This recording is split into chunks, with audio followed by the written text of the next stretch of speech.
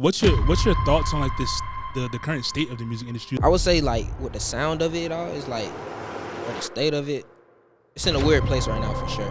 But I feel like it's definitely about to change. Like, In what sense though? and like it's about to go to more towards the people caring about the music more than what it's been like the past couple years. It's like just whatever type of popping or like clout. Like, it's getting tired of that. So. Oh my God, is that the Faces of the Future? Welcome to an all new episode of the Faces of the Future podcast. It's your boy Millz. It's your boy, man. So Mus, what's good? What's good? What's good? What's good? What's good? What's good? How you doing today, bro? I'm coolin', bro. It's another Sunday. It's another Sunday. We here in the city of Philadelphia. You know what I'm saying? You got your favorite team, the Birds, playing. It's not talking to me? I'm talking to you. I'm a Birds fan? Yeah, you a Birds fan. As of when? As of today.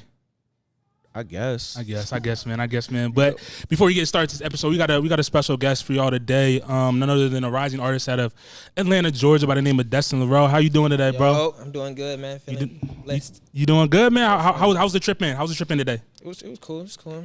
Yeah. A little tired. Yeah. You been on the move lately? Your first time to the city or what? Yeah, this is my first time out here, like actually being out here, because I drove through here, going to New York before, but never like staying out here for real. How you like it so far? It's cool. It's a vibe. Yeah. It's clean. Yeah. Said it's clean. That's the first time I heard that from somebody saying it's clean out here. Because like in New York, it's like it looked like New York, but it's not New York. I get what you mean. New York, Yeah. it like New York stinks, but it don't stink down here. No, I get what you mean. Nah, New York do stink depending on where you got true Jersey Philly boy back there that's laughing. He like that you repping this city. No. I mess with Philly. So good. far. Nah, Philly is cool. You gotta check out the cheesesteak joints. Yeah, I was just gonna ask y'all like, cause my folks, like my pops literally said, when you come back, bring gotta me go to Philly Ishkabibbles. Go to Ishkabibbles on South Street. Yeah. Go to that joint. They got that's a well known spot in the city that a lot of people go to. Everybody go there. Like they fire for real, like or Yeah. I think they fire, bro. It's like good portions. You know how it is. Yeah, they got good portions over there. Everybody go over there. Like I mean, like Will Smith from Philly, but Will Smith been there. He's Will Smith. Division was over there. Like everybody who's somebody is over there, and that's because I think it's TLA to Fillmore, one of them joints. Yeah, it's right across. It's literally right across the street from Fillmore. Yeah. Dang, we were just there last night at IDK show. How was that show? It was hard. Luke had opened up for him. I didn't even know it was Luke for real until he played Under the Sun. Yeah. And I was like, oh shit. That's crazy. That's crazy. Yeah. How'd you like the film like as the event space and things of that nature? Oh no, that's cool. Like when I get to the point where I'm doing the show out here, definitely. It's one of the spots. Yeah. So like when we normally start the pod out, we normally start like how we came across the artist, and talk about like where they at in that career and then go from there. So like I was telling you off air that the first time I came across your music was on an Explore page. Came across it on the Apple joint, heard it, and then Cove, an artist we talk about on the pod all the time, who's rising in the city. I seen him posted on his story, so I'm like, let me dive into who this is because it's the second time I seen you. And then shout out Cove. And then me and my brother who was in here setting us up, Rocket, we were sitting there watching your, I think it's K4C's interlude, and we're like, who is this kid? Like we were like, who is that? Like because it wasn't just the music, but like the video, the whole concept. We're like, and then on top of that, at the end it's like shot by my dad or whatever. So it's like I got to see what y'all got going on. So tell me about that, and then just like the current state, and then we'll get into like everything else what's going on with you currently, how you got to that space and things of that nature. All right, bet. So you want me like talk about like Casey's interlude and stuff? Yeah, just talk about like where you were when you were making that song. When I was making that? Yeah. Well, I say what was that? That was like made that March this year. My little bro had got locked up. Okay. So that's what the song really about. My little bro, he out now. Got you. That's good. Yeah, that's why it's Casey's interlude. But it was just me. Me in First Class was cooking up. It was like, bro, let's sample some shit. Right. Put up the Hold You Up by Casey. That's a sample. Yeah. Pulled that up, made that. And that was really it.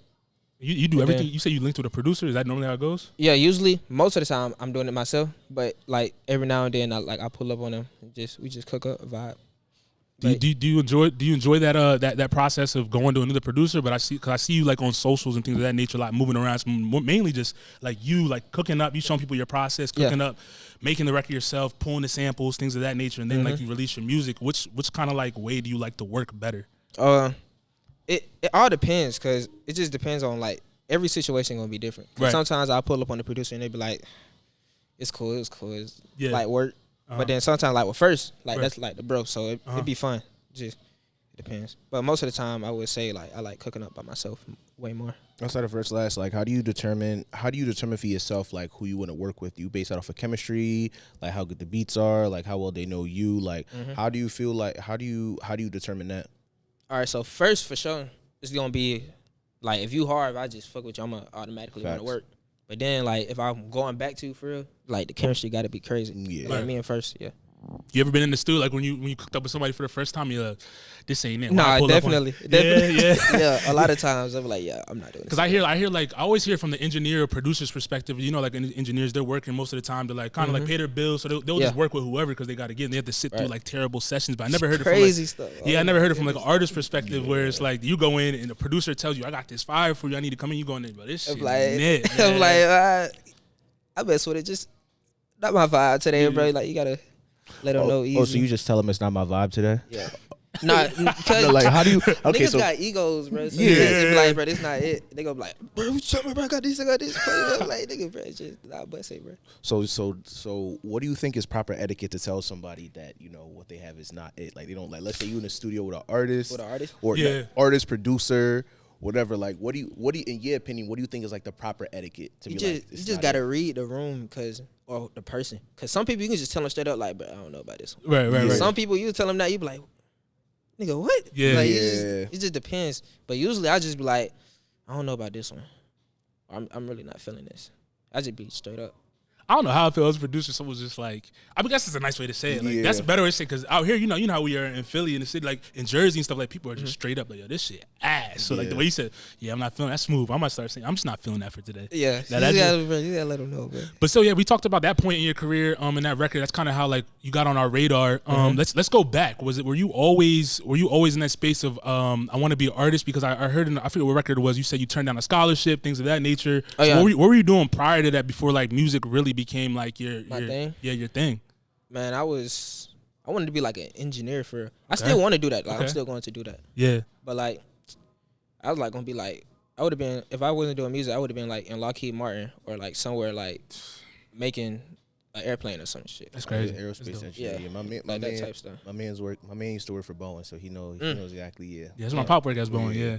Yeah, I would have been doing all that, but nah, music really took over because I always loved music. Like I just So what made you want to make the switch? Yeah, make the switch. Yeah. I would say like in 9th grade, it's hard to tell because that was a crazy time, but it just felt like, bro, this is what I need to do for real. In 9th grade, you knew that? Yeah. So what was the point? Because I feel like I mean it was 9th grade, but what was it where you was like, man, that school joint. School not it. School not it. Yeah. What was it? Because there's always a point where you know where it's like, I'm not doing this no more. Yeah. I would say I had dropped this one song in 9th grade, and then everybody was like, bro, this shit crazy. Yeah. Oh, my God. Looking back, the song was horrible. But like, but like, bro, it was like, from then on, I was like, yeah, nah, bro, this is what I'm going to do. Then I just grinded it out. Okay. Luckily, quarantine happened. True. Was quarantine good for you? Because I know a lot of people, in the music industry, people said that it slowed them down, but other people you've seen had a lot of success. Was that like a moment in time where it like allowed you to like kind of like hone in on your craft, elevate it, that type of thing? Definitely, because I was out of school. I was in 10th grade when quarantine happened, so yeah, I was. And how old are you again, just for our listeners? Huh? How old are you again, just for our listeners? I'm 19. Yeah, so you 19 moving like that. Yeah. It makes sense. Aerospace, moving, the way he moves, and that type of thing. It makes a lot of sense, bro. Yeah. So let's continue forward. Like, so you said you made that switch, and you focused on music. 9th grade happened, 10th grade. Like, what was your parents, your family thinking about? Like, when you're like, yo, this is what I want to do. I'm putting everything into it. But no, that was it was not fucking with it. Really? My dad was like in the middle because he used to do music. Really? He was like, he understood. He understood, but he was still like, right. Because like I said, the music was crazy back then. Yeah. But shit. They all on it now, but like it was crazy. It was like, nah, you wasting your time. It's just a phase, because especially where I'm coming from, everybody raps at some point. Right, so it's just like a phase of growing up in Atlanta type shit. So what was that point for you, or at least for your family, that was like, all right, cool, like we support you, and like we at least know that it's gonna, like he's actually doing something that we could see is gonna go somewhere. It was, I want to say 2021. Trying to get the year right. Quarantine 2020. Last year was 2020. It was 2021, like in March, February 2021.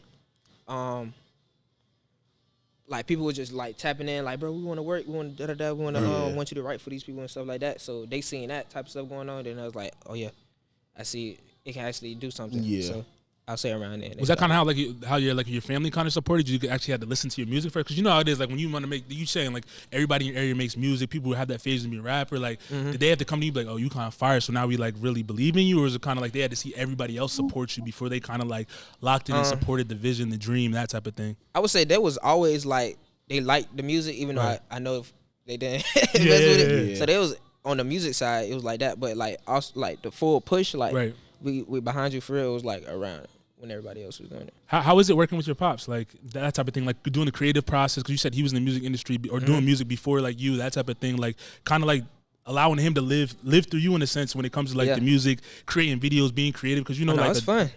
It's fun. Does he ever give you like feedback that you like don't agree with? Oh no, all the time. We always be in the studio, literally like in the basement. We got a studio in the basement. Right. So we just be listening. He be like, I think you should do this. I be like, I don't know. I'll try it. Yeah. And then it just be stuff like that. It just be fun. Like one of the homies for real. His music taste be outdated, or he kind of like up to like what's going on? No, he's up, but he still got taste. So he don't just like turn down everything. You know, most older people would be like, nah, bro, I ain't listening to that. Right. Yeah. But he pretty much caught up. So wait, so let's actually stay here. Yeah, because I think that that's a very big issue that I see in being the disconnect. It's like you know how like when Uzi dropped, like when Uzi first came on the scene, everybody was like, he was like, man, like you know these little kids can't spit, whatever. Right. And now it's like you kind of see Lil Uzi doing this thing. Like, so I'm curious actually, what is your dad's opinion on Yeet? On Yeet? Yeah. I actually never heard him say nothing about Yeet. Okay. Or just not Yeet necessarily, but like the new state of like the music, the sound of what's going on. Like, he be more focused on me, but he be like, I be playing him like little artists I found, like I mess with. Yeah. But for the most part, he be jacking it. Okay. Have you came across like when you're navigating it and going through studio sessions or just trying to get your music to certain places, people not like appreciating like the new era, the sound that you're creating, like or that type of thing, like kind of getting pushed back the same way, like a Uzi did when Ebro was saying this ain't it, that type of thing. Have you felt that yet? Or no, I honestly, I haven't felt that yet. I haven't had that. That makes sense. What was your inspirations then? Like coming from your dad, things of that nature. What was played around the house like when you guys are navigating? Like what? Because you use a lot of samples in your music, and I think that's fire. Like, so there's like R&B things of that nature. So like, what was played around the house? What was your influences? Shoot, all like Usher, Chris Brown, Future. A whole bunch of gospel music, Taylor Swift, okay, Kendrick, Drake, of course, Lil Wayne, the big people, for sure. Queen, okay, that's pretty much it. I see that a lot of like newer artists, like they have or the newer generation, they have like a wide palette of like music they listen to. Like, you know, coming up, a lot of people we know, we would just listen to like solely rap or solely hip hop, but like more and more interviews that we do and conversations that we have, like you name Queen, you name Taylor Swift, you name Usher, Chris Brown, things like, what is that like a testament to? Like, why is your range of music so wide, or why are you so interested in different things? Are you just a curious individual or what? Yeah, I was definitely curious. When I was growing up, I used to like try to be different, like crazy. So like everybody be listening to this, I'm like, nah, bro, I'm gonna listen to this. Yeah. Then I just started fucking with it. I would say like when it comes to the Taylor Swift stuff, my cousin had gave my sister an iPod and she had gave it to me. Right. But like my cousin is like a very suburban type of brought up, like kind of like, you know, whitewash type. Yeah, I get what you mean. So it was like her thing was just full of Coldplay, Taylor Swift, all that. So that's what I was just listening to, and then got older, had a phone, got on Spotify. Shoot, Kendrick, then the rap, and then I was like, nah, bro. Yeah, I be missing out. That happens. You know, I get what you mean. Yeah. I used to do that with Millz all the time. Everybody used to talk about Lil Wayne. I was listening to Lupe Fiasco when everybody was talking about Wayne. Yeah, so it's like, nah, bro, I'm on something different. You know what I mean? So it's like I know exactly what you mean. Like imagine like you see someone talking about a million. I'm like, hey guys, Lupe Fiasco came out with lasers. Does anybody want to talk about it? Nobody rocking with that. Nobody rocking with it. It's like, yo, you look crazy right now. Bro, what is you doing? Exactly. What type of artist would you label yourself as? Like, you probably don't put yourself in a category. Like, I don't know. You wouldn't put a label on it? Yeah, I wouldn't put a label on it. At all? Nah. I feel that. Let's continue through your navigation, your process, and things of that nature. As you've been coming up, you started doing Western Wednesdays. What is it? Western Wednesdays. It's just holiday. Holiday? Yeah. Holiday for you, holiday for your fans, for holiday everybody. for what? For everybody. What is it for the listeners that we don't know about? Like what does it compile of? What goes into it? Pretty much, you gonna wake up in the morning. Hopefully, it's a sunny day outside. You feeling good. Got you something to eat. Right. Things going well. You gonna go on Instagram. You gonna see a post from Destin. New drop. Yeah. Hopefully, a new video with the drop. Yeah. You gonna be feeling good. It's a nice day. True. How'd you come up with that concept? How did we come up with?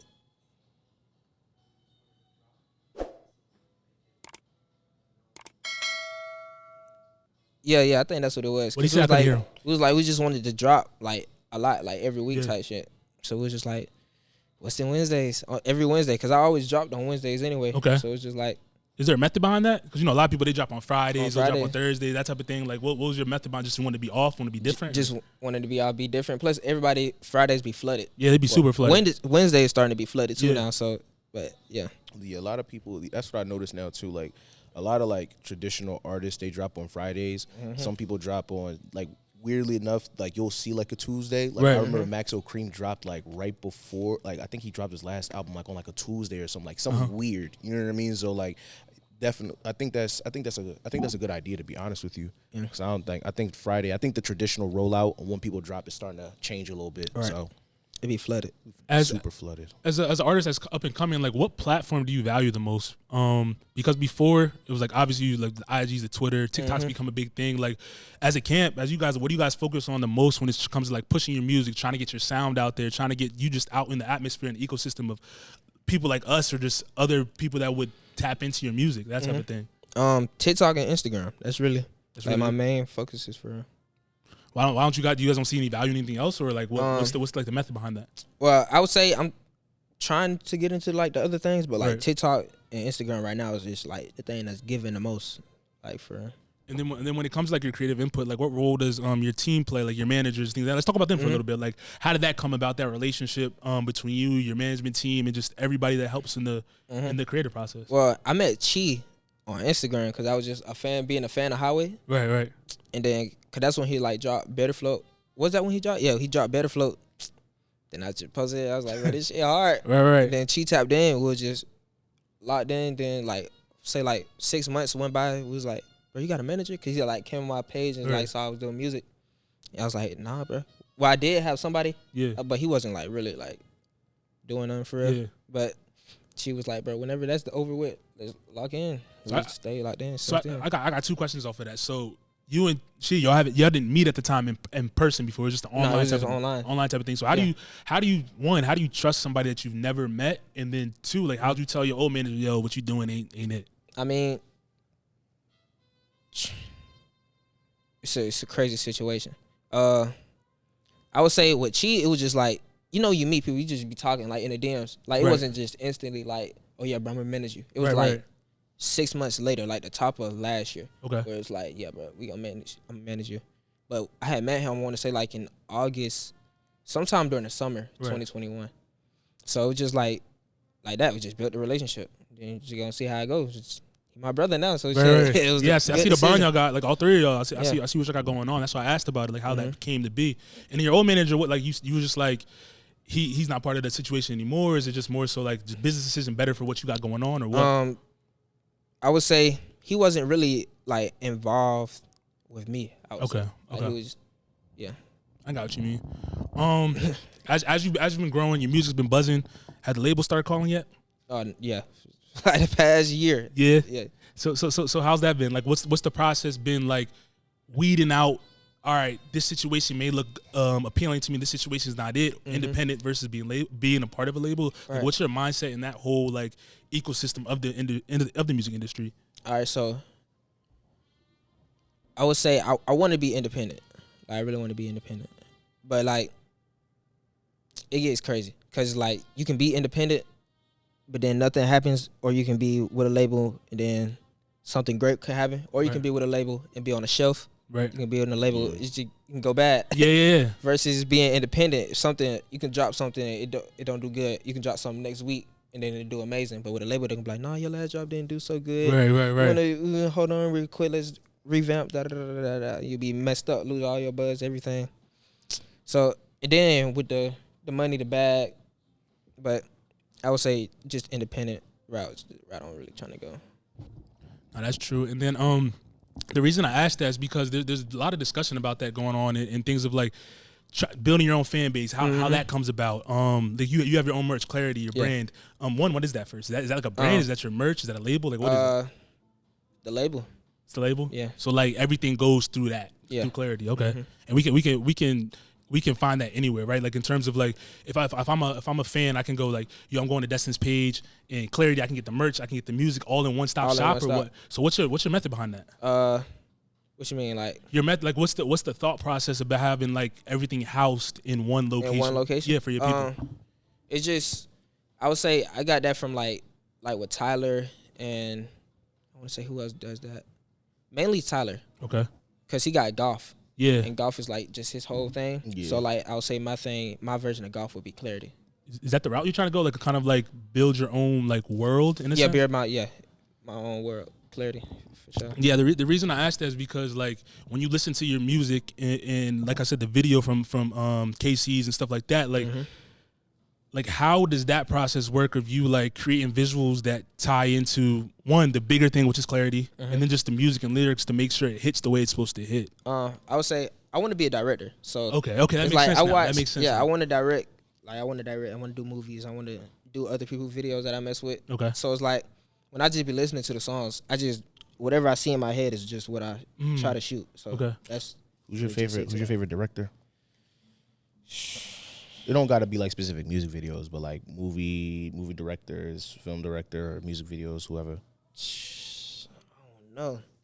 Cause I like a lot of people. I be looking at like a lot of YouTubers, YouTube directors like Valandis. Okay, he's good. It's another director. He do music videos. Tommy Killjoy. I like heard of him. videos. Yeah, I've heard of Tommy Killjoy. Yeah. Who else? Who be shooting Tyler videos? I can't think of his name. Most of the time, it's him though. Yeah, he be directing. He directs a lot of his stuff by himself. Yeah, because he's real good. Because he says his name. Because he uses the alternate, his alias like Wolf Haley or something. Wolf Haley. Yeah. You say he does what? Like he directs his own stuff? Yeah. He does all his like shots, a majority of his shots himself. So it's like he'll say like directed by like Wolf Haley or some shit like that. Okay. So it's like he directed like one music video a minute ago, and he put down like Wolf Haley, and people don't really like people who don't know Tyler. Yeah, they're like, oh, like some random guy. Then you find out, like, oh, that's who Wolf Haley is. You know what I'm saying? So is music essentially just like the entryway for like the overall vision of what like Destin Laurel is gonna be, like when it's all said and done, or what? I wouldn't say it's just the entryway, because music is what I want to do, but it's definitely. Well, I guess you could say it's the entryway, because it's like the start of it. Yeah. Where it's gonna be the intro of it, but it's definitely gonna branch off as times go. That makes sense. That makes sense. And I gotta ask this question because we had a debate on a pod like 2 episodes ago. You said Usher and Chris Brown are like 2 of your inspirations. Who you like better? I know who he's gonna say. Chris. I knew he was gonna say that. Definitely Chris. But no, go ahead. No, explain. Why Chris? Yeah. Chris made Fine China. That's all I can say. Yeah, you're not wrong. And I don't want to sound like an old head, because I'm about to sound like an old head on this pod. I'm about to sound like an old. He knows exactly what I'm about to say. Like it's like I get it, because it's like you have to understand everybody's gonna look at Chris Brown because Chris Brown has been more in the limelight because of how long he's been in the scene, but because of how he grew up. But if you were to ask somebody who's probably like around our age, they're gonna tell you it's Usher. But what I'm saying, I'm not even talking to you. I'm not talking to you. Like, but we were having a debate. I'm like, bro, like you can't tell me that when you talk about just pure R&B to an extent, like Chris Brown is better than Usher, because Usher paved the way for everybody to do a lot of the stuff that they did. If you want to talk about pop music, I'll tell you it's Chris Brown. I don't have a problem saying that. Just because someone paved the way doesn't mean that the person they paved the way for can't be better than them. Yeah, you're 100% right. You're 100% right on that. That's why I would say Usher is better than a lot of the older generation R&B acts. But if I'm talking about a pure R&B record, I'm not saying the little pop joints. Right, so pure R&B, yeah, I see, yeah. Usher. Yeah, like I'm not putting Chris Brown over a majority of these R&B acts. If you want to talk about pop, overall entertainment, Chris Brown, yeah. But you saying, like, not you, but the conversation last week, like you saying Chris Brown is better than Usher, absolutely not. That's damn near blasphemy. Blasphemy? Are you going too far? Is it blasphemy, bro? I'd say it again.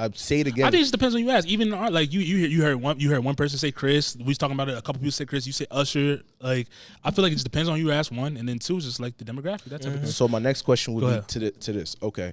So who do you think? Well, how do you feel about The Weeknd? The Weeknd? Yeah. I love The Weeknd. How do you feel about him and how he? Well, The Weeknd now, or just in general of who he is from where he starts to where he is now. I love it. Shit. Where are you trying to go with this? So the conversation we was having, because Rocket was telling us that he thinks that we were having a conversation about like the top 10 best R&B artists. I put The Weeknd up there because he definitely changed how R&B is today. Right. So they were telling me that it's like they were trying to make the argument that Chris Brown was kind of up there, and I was like, there's no way that you're putting Chris Brown over The Weeknd because of what The Weeknd has done for everybody now. Yeah. Like Brent wouldn't be here without The Weeknd. Yeah, Drake wouldn't be here. A lot of people wouldn't be here. People. Yeah. The game would be completely different. I mean, yeah, you're right. You're not wrong about that, bro. We still be listening to TGT, but I just want to get your thought on. We try to get your thought on that for one, and then two. Like as we continue talking about the music industry, bro. Like, what's your thoughts on like this the current state of the music industry? Like, music as like a product being out. Like we see like TikTokers and stuff. They'll get famous and drop records. Then you have people like yourself who really put the time and effort into like making a cohesive sound or project, things of that nature. Like, what do you think about? Like maybe even seeing people that aren't as good as you get on, pop, and go viral, whatever it is, and versus now, like. I mean, I'll be happy for him. I'll be like, dang, bro. Yeah. It's hard, like, bro, going up. But I would say, like, with the sound of it all, it's like, or the state of it, it's in a weird place right now for sure. But I feel like it's definitely about to change. Like. In what sense, though? And, like, it's about to go to more towards the people caring about the music more than what it's been like the past couple of years. It's like just whatever's hot or popping or like clout. It's like niggas is getting tired of that. So does that go into your mind when you're making a record though? Like I want to put the time into this so it sticks. It's not just a viral moment. Like, or you just kind of just make what you like, make what you think's good, and then if it hits, it hits. If it doesn't, it doesn't. Yeah, that's my thought. I really don't be thinking of like whether or not it's gonna go up or go viral or not. If I like it, I like it. And you just be releasing whatever. Your team would be like, nah, this joint ain't it. We can't release this here. It's like you have the green light to release whatever you want. I mean, I really had a green light, but anything I be saying I want to drop, they just be like, yeah, let's do it. That's fire. So, that's fire, man. That's fire. Let's talk. I want to talk about I suppose the record that we played in the intro. Where were you at? Where was your mind state when you were making that record? When I made that? Yeah, because it's like when I'm listening to that, it's like. You're talking about what I'm supposed to do when this is here, that type of thing. Like how you expect me to maneuver when these opportunities or options are set in front of me. Like, what was that like a play on, or what were you going through at that time when you were writing that record? When I made that song, that was I made that song. Well, that part of the song I made it like in April, like I want to say like right after my prom. Okay. So right after prom, I made that, and then I did the second half like 2 days after my last day of school. Yeah. So like it was like. Just in the mindset of like, bro, I'm about to be out of school. Yeah. Like, I know something crazy about to happen. And something did like a week later. So, yeah, that was pretty much just my mindset. Like, on to the next. Yeah, I fuck with that record the long way, bro. And then what okay, that's a pause. Yeah, pause. That's a pause one because I said I fuck with the record. The long way. The long. Thank you. Thank you. All right, we'll take the pause. We'll take the pause moment. My bad. But nah. So what are you working on currently, man? You've been putting out a lot of records. You've been pushing a lot of content. I've been seeing you everywhere as of late. So like you dropped the Western Wednesdays Volume 1. You had another project you dropped before that. Are you working on anything new that's on the way, or like what's going on now? No projects on the way, but a lot of songs, completely different sounds. I would say. Explain what you mean. Like it's not the normal what you would expect from somebody my age or coming from this era. Is like early 2000s, something like Outkast, Michael Jackson type, just different shit. Like something that you would think Kanye would try to drop.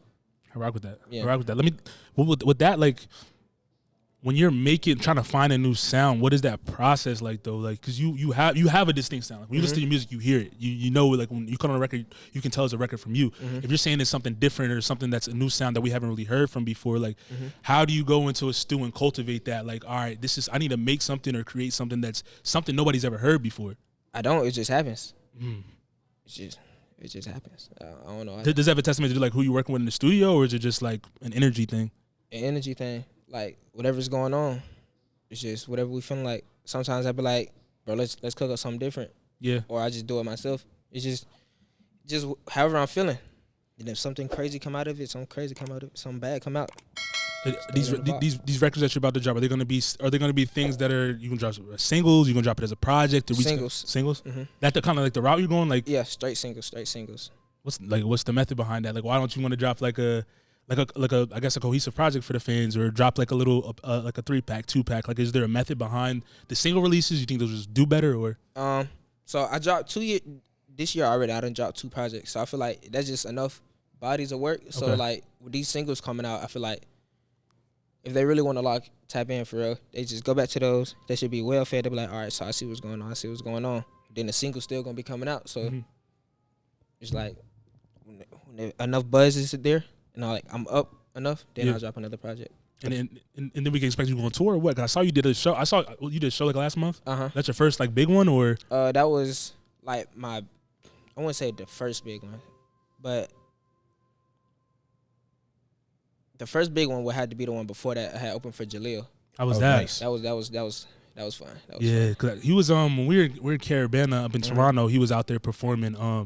But the energy of his show was crazy. Yeah. He's crazy. He's like a WWE wrestler. Like, really? Facts. So with a microphone, like he said with a microphone. That's a fact. He really be doing that on stage. Like you don't be doing the backflips and not even that. He be staging out WWE stuff. Like he be he literally like be telling people like, come on the stage like. I want to get thrown. That's he be wild. slanging them. Yeah. Like that's crazy. That's crazy, bro. I had another question I was about to ask you. You said you're working on singles, things of that nature. Yeah, but the tours, like in show dates, like what's the threshold before we like see a Destin Laurel like headline show in the city, or you come in to do a performance out here, that type of thing, or just in general in your area, that type of stuff? Hopefully, next summer. Hopefully, but I do know I'm about to go on tour with Chase Secure. Oh, nice. Next month. Cause it's October now, so next month. And what cities are you hitting, just so the listeners can know like where they can find you, buy tickets, that type of thing? I'll be in New York, San Francisco, LA, and then Atlanta. So just four stops. You going across the country? That's dope. Yeah, that's dope. How'd you guys get synced up with him? He had actually hit me. I don't know if he like just found my music or his engineer producer Roos. I don't know if he connected us. Because I knew Roos from, like, going to Astros and stuff. Yeah. But he just hit me. He was like, bro, you hard. Then we just stayed locked in. Like, he from my side of town, like, my city. Yeah. East Atlanta. So he was like, bro, you hard and you from the city. Like, bro, we got to lock in. And then that's really just been that. We just been locked in since. He was like, bro, I want you to come on tour with me. It seems like the main way that you kind of like been connecting with the people that are like, I guess in like your music circle is internet. Is that the best source of way to like find collaborations for you? Is through like socials, internet, or just more so word of mouth, or you just people introduce you to other people? I'll say it's always because it's like I done met people, like being in studios or being around people, or like people like introduce me like, yo, bro, this Destin, I want you to meet, da da da. It just be all over the place. Yeah. And as your fame starts to grow, right, and your notoriety, how do you one stay grounded? Because you know based on like your sound and what you guys are doing, that like you're gonna win. It's destined for that to happen. Like no pun intended on the wordplay, but like it's destined for you to like do what you're trying to do. Like how do you stay grounded knowing that success is right around the corner for you? I would say just me being me. Like I've never just been like a boastful person. Like I be chilling. Like if it's gonna happen. It's gonna happen. If it's not, shit. Nah, that makes sense. Just chilling. Just doing my thing. That's all. Like. You want to say something, bro? Man, I just had a couple other questions. So I got this thing. Like I feel like a lot of people in Atlanta, not in Atlanta. I think people view Atlanta as like a lot of people that outside of Outkast, probably like Jeezy, probably Gucci. I feel like a lot of people don't really give respect to the South the way that they should. Yeah, they should. Yeah. So I want your perspective as like an artist and somebody who's younger. Like, how do people view like a lot of the newer artists that came out of Atlanta? Like, say like, I mean, they're not newer to us, but like a Young Thug or like a Future. Actually, yeah, let's stick with Future and Thug first, because I feel like old heads look at them like, yo, like they not really saying nothing. Right. But it's like I look at Future, like I feel like Future's one of the GOATs, but nobody wants to have that convo. I mean, you feel me? In the city, I feel like they definitely got their flowers. Like even from the old heads. Like of course they always gonna say, but they ain't got no Gucci. Yeah. Like of course they gonna say that, but I don't feel like they look down on him. True. How do you feel? Actually, I got another one which is kind of weird. He's one of my favorite like artists. How do you feel about like Childish Gambino? Because he's from Stone Mountain. Yeah, he's from Stone Mountain. Yeah. I love Donald. Yeah, because people look at I love Donald. Because people kind of look at him because he not your stereotypical like Atlanta nigga. Yeah, he's not at all. He's very, very like he's awkward. You feel me? So he's like from Virginia or something. Like nah, facts. Nah, it's facts though. So how do people view him down there in terms of like his well, at first when he first came out versus like now from where he is? I mean, when he first came out, I was like 8 years old, so I can't really say that. Facts. Now, I would say niggas definitely fuck with Childish Gambino. Yeah, because I used to listen to that. What was that joint? I used to listen to Camp 24/7, and like people look at me like, yo, like what the hell are you listening to? You know what I'm saying? Niggas drop Freaks and Geeks and like, what the hell is this? But now it's like, does this show really depict like how Atlanta will be going on down there? It's like. It is like, bro. I was about to ask that. That. Yeah, I had to know. It be stuff happening. We be like, bro, this literally feels like an Atlanta episode right now. Like, it be crazy stuff going on. Like Atlanta, Atlanta, the show is literally Atlanta. Some stuff, of course, is exaggerated. Yeah, for sure. But it's yeah. That Teddy Riley episode, has that shit like really actually happened to somebody that you know? Wait, the Teddy Riley. You know the episode with the white boy with the head where he was in that weird bull. Where what's his name? I can't think of his name. Why can't I talking about that with that Teddy Riley? You talking about the dude that wanted to be the black dude that wanted to be white, or when they went to that house? When they went to that house, that haunted house joint. I've never came across nothing weird like that. Okay, yeah, I wanted to make sure because that was Def top 5 like weirdest episodes I've seen. Like, cause I'm like, yo, that'd be kind of wild if he did come across something like that. Yeah, he had the little. I'm like, yo, that's weird. I was like, this shit don't kind. It do be some people down there looking like that though. For real? Yeah. I haven't. Not with the house. I was about to say, nah, let's not. But nah, that's okay. Do you feel Atlanta's at the center of music right now? I would say like a year or two ago. Well, last year, yes, but it's like it's starting to go out. In what sense? Explain, because we're not down there. Like, what do you mean by like it's starting to go out? Like in terms of like people are going elsewhere, or like? No, not like the hype going down, but like other states, like nobody from Atlanta really been like going crazy or like doing nothing to be besides 21 and Drake, but right. Besides that, like it's been like Sexy Reds, the Money Bag Yo's. It's been people outside of Atlanta really going crazy for real. Do you think that like because you guys have so much talent, do you think like do you think it's oversaturated in like in terms of like all the music that's being pushed out from Atlanta? Because like like in New York, like at the time, like New York was the hub, the mecca of whatever. But just so many different people out, it was hard for like certain people to reach a certain level. You would get to a certain level, but it'd be hard to like eclipse that. No, I don't think that's the case. I think it's just when Thug got locked up, right, that like everybody started chilling. Right. So I would say that. How do people feel about Yachty?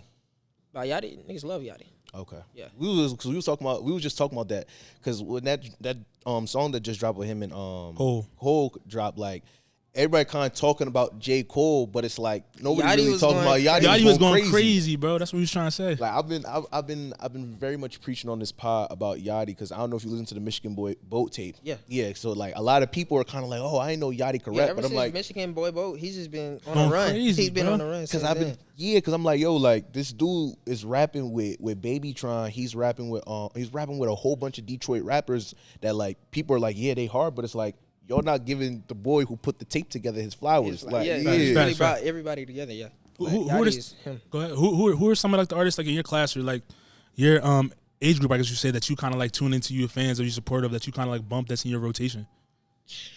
I would say recently a lot of Cali Bucky. It's this artist called Portraits of Tracy. He like make like alternative. He like a Childish Gambino mix with like a Tyler, almost. It's like that's the only way I can like explain him. Who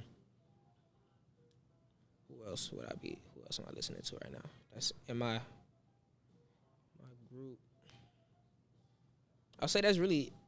I don't want to say that's it. David, a lot of D4VD, that David. I've heard of him. I've heard, but I don't think I listened to the music though. I've heard of him before. I never got a chance to listen to it yet because I got a lot of things to do. But it's like, nah, I've heard of him before. Yeah. I heard that he makes good music. Oh, no, yeah, he's like he's like in the other spectrum. Yeah, I get what you mean. I'm trying to think like who else around my group. Who's your dream collab, bro? Because you named a lot of artists that you listen to, you're inspired by. Like, if you could get a record with, I'm not gonna say one person because there's a lot of people that you could probably work with. But like, give me like 2 or 3 people that if you could get a feature from them right now, like who would they be? All right, so I'll say my top 3 right now would be Pharrell,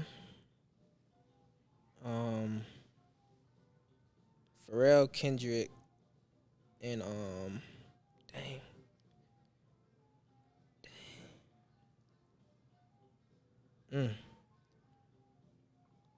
Pharrell and Kendrick, that's 2 good ones though. Right, but this last one, it's like a couple I could say. Say whoever.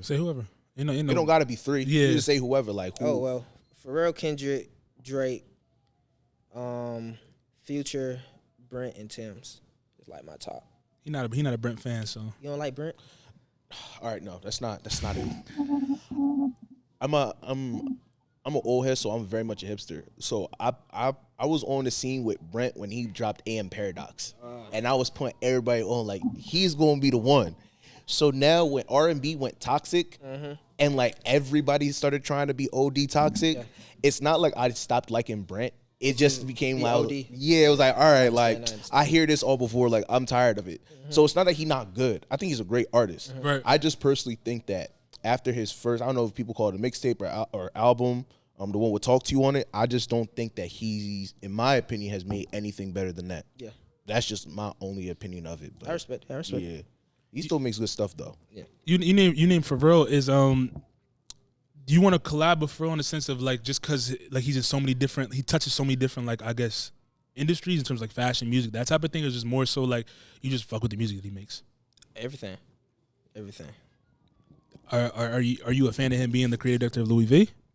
Like, how do you feel about that? I know you tapped into all those different industries. So how do you feel about that? What do you think what do you think about, like, I don't know if you saw like his fashion show, things of that nature, but like, what do you think about just like his placement? I think it's cool because he pretty much took like Virgil was it before, right? Yeah. Who else would it have been besides? I don't know. I was just curious. Either Pharrell or Ye that I could have really seen doing it. Right. So yeah. Nah, but Mus, you got anything else? Do I have anything else? Not off the top. Not off the top of my head. Nah, but I just want to, before we close out, I just want to ask one. I know you touched on like you work on some new music and new projects. Like, one, where can people find all your stuff at? Spotify, Apple, everything. If you can listen to music on it, my music should definitely be on there. Go on there, just go on the search bar, Destin Laurel, DestinLaurel. Facts. And what about your socials and your website? Same thing. Destin Laurel. All the sites is like in my bio, so you just click that link. Smooth, man. But that's all I got for this episode of the Face of the Future podcast. You got anything else for me, man? Nah, man, not at all. Sky for episode 132 of the Face of the Future podcast. It's your boy Millz. It's your boy Mus. Peace. Peace. Oh my God, is that the Faces of the Future?